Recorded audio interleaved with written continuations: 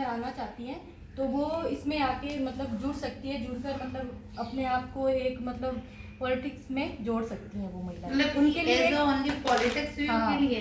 हाँ, बाकी अगर वो कुछ और बन के सामाजिक मतलब कि सामाजिक कार्यकर्ता बन के या फिर कोई और अब मिसाल कायम करके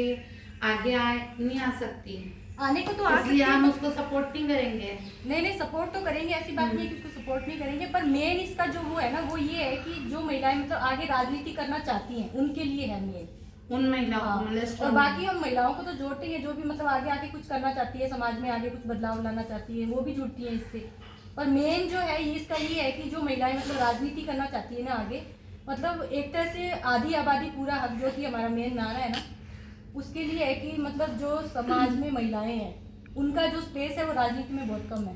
ना, बेसिकली कहने तो का उनको मतलब ये जोड़ने है के कि लिए 50% जो हम चाहते हैं कि हमारा आरक्षण होना चाहिए, चाहे वो पॉलिटिक्स हो चाहे कोई भी ऐसी जगह हो, जैसे बीच में भी 50% कर दिया गया है, तो हम चाह रहे हैं कि पॉलिटिक्स में राजनीति में भी हम 50% महिलाएं जाए, संसद में हो, पार्लियामेंट में जहाँ हो या फिर असेंबली हो हमारी, तो 50% हम महिलाएं भी वहाँ पे अपनी भागीदारी लें।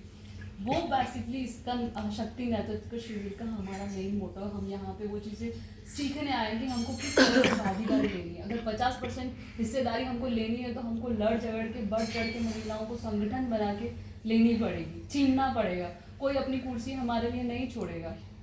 क्योंकि ये मैन डोमिनेटेड सोसाइटी है। इसमें थोड़ा सा मैं ऐड करूँगी कि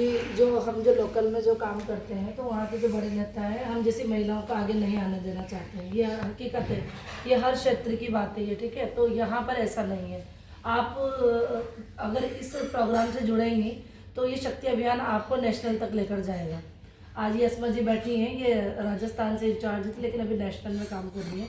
तो ये सबसे बड़ा सबूत है अस्मा जी। इनके पीछे कोई पॉलिटिकल कुछ नहीं कि मतलब किसी ने इनको आगे बढ़ाया हो, ये शक्ति अभियान की वजह से यहाँ तक पहुँची और आज अपने बीच में बैठकर अपन से बात कर रही हैं। शक्ति अभियान एक ऐसा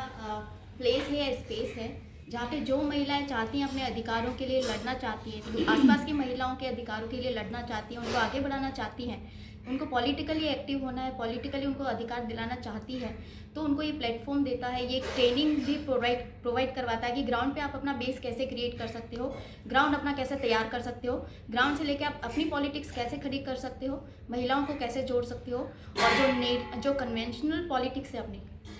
उसके पैरेलल हमको एक महिलाओं की पॉलिटिक्स खड़ी करनी है, उसका ये गाइडेंस देता है, सिखाता है, प्लेटफॉर्म भी देता है।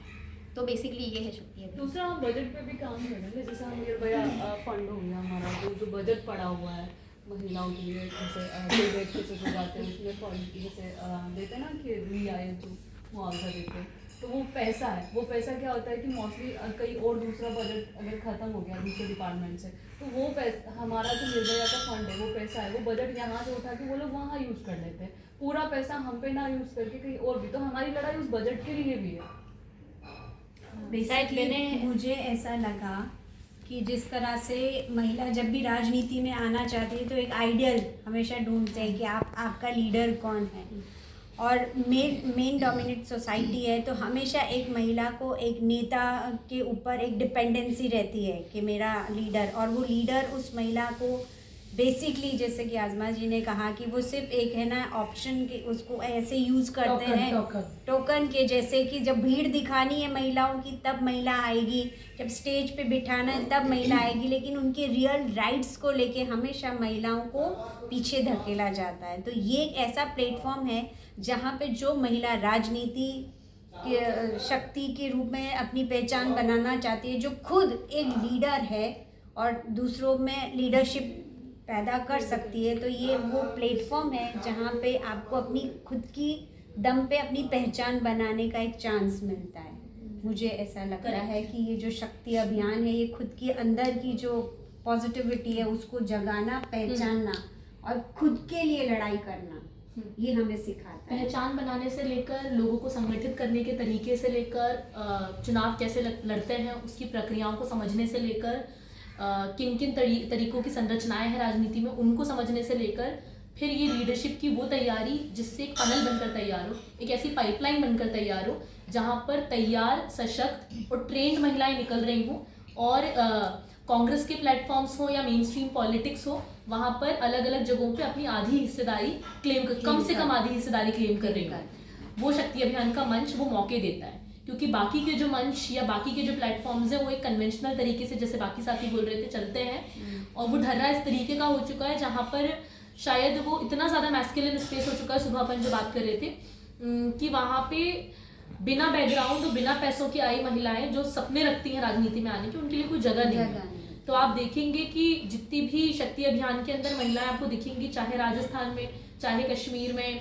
चाहे तमिलनाडु में, चाहे तेलंगाना में या यूपी में या महाराष्ट्र में या मध्य प्रदेश में, वहाँ से शक्ति अभियान के जरिए वो ग्रास रूट पर काम करने वाली लड़कियां, महिलाएं निकल कर आ रही हैं, जो बहुत दिनों से हाथ पैर मार रही थी, चारों तरफ जगह ढूंढ रही थी, खोज रही थी कि कोई जगह मिल जाए और वहाँ बोलना शुरू करें, वहाँ सीखना समझना शुरू करें, क्योंकि कोई और ये कर नहीं रहा था उनके लिए। तो उस इंटेंशन के साथ शक्ति अभियान एक प्लेटफॉर्म के तरीके से तैयार हुआ है और उसकी जर्नी जारी है। इस प्लेटफॉर्म, इस कार्यक्रम की जर्नी जारी है एक आंदोलन बनने की दिशा में, कि महिलावादी राजनीति कैसी दिखेगी वो भी डिफाइन करेंगे हम, और महिलाएं ही वो तय करेंगी, महिलाएं ही उसमें डिजाइन कर रही होंगी और लीड कर रही होंगी, और उस फनल से, उस पाइपलाइन से महिलाएं ही निकल कर आएंगी और मेन स्ट्रीम पॉलिटिक्स के अंदर जिला स्तर पर, ब्लॉक स्तर पर, विलेज स्तर पर, डिस्ट्रिक्ट के लेवल पर, स्टेट के लेवल पर, नेशनल के लेवल पर पोजीशंस क्लेम करेंगी। ऐसी पोजीशंस जो पावर के साथ आती हैं, ना कि सिर्फ टोकन है। ये शक्ति अभियान का ओवरऑल मोटा मोटा मकसद है।